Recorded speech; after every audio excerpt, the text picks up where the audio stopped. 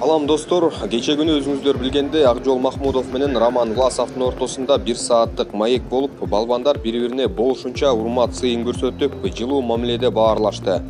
Өткөрүп жибергендер болсо, ошол сүйлөшүүнүн урунтуу учурларын сиздерге айтып берели. Акжол Махмудов эгер бул беттеш Кыргызстанда өтө турган болсо, Ромага кыйын болуп калат деп болжосо, Рома макул болгон жок.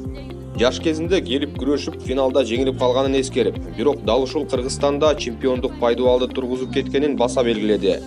Машыгуу жыйындарына Ысык көлгө келип, таза абада, суусу тунук Ысык көлдүн жээгинде машыгып, тажрыйба топтоп кеткенин жана ал күндөр карьерасында чоң жардамын бергенин айтты. Эки спортчу бул маекти эч кандай треш-токсуз, ашыкча сөздөрү жок өткөргөнүн көрө алдыңыздар. Махмудовдун сөзүндө бул маектин алдында анын атасы Рома сенден 9 жашка улуу, ашыкча сөз айтып, аны ирэнжитпе деп эскерткен. Бул албетте биздин балбандын жана анын үй бүлөсүнүн ата-андашка жасаган сый мамилеси. Ооба, Романы бир эле Кыргызстан эмес, дүйнө жүзү сыйлайт. Андыктан бул сөздөр абдан туура болду десек жарашат. Власов өз кезегинде Кыргызстан жөнүндө көптү билерин да далилдеп өттү. 2008-жылы Пекин Олимпиадасында ийгилик жаратып, күмүш тагынган Канатбек Бегалиев жана коло тагынган Руслан Түмөнбаевтерди эскерип, биздин күрөштү мактап өттү. Ошондой эле түз эфир башталар замат Акжолдун берген суроосун эске салалы. Рома аны качан таанып билип калганын, Акжол деген спортчу бар экенин качан биле баштаганын сураса, Акжол кадеттер арасында күрөшүп жүргөндөн бери тааный тургандыгын айтты. Айрыкча Азия чемпионатында ийгилик көрсөткөндөн кийин да мага сен тууралуу айтышып, кийин бул балбан сенин салмагыңа келет, даярдан деп калышчу деди. Ачыгын айтсак, бул маектин мынчалык көпкө созуларын билген эмеспиз. Балким экөө тең мындайды күтпөсө керек. Күйөрмандарга да сонун белек кылышты десек жарашчудай. Власов Акжолду эмне үчүн күрөшкө чакырганын да түшүндүрдү.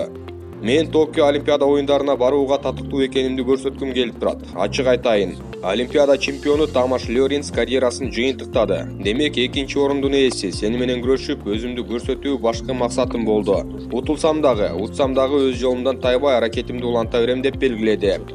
Өз кезегинде Акжолда бул күрөшкө чын дилинен кызыгып жатканын, таза спорттук кызыгуу бар экендигин айтып, Ромага аны утуш оңой болбойт деп билдирди. Жана эң негизги суроо, беттеш качан, каерде болот, ким уюштурат?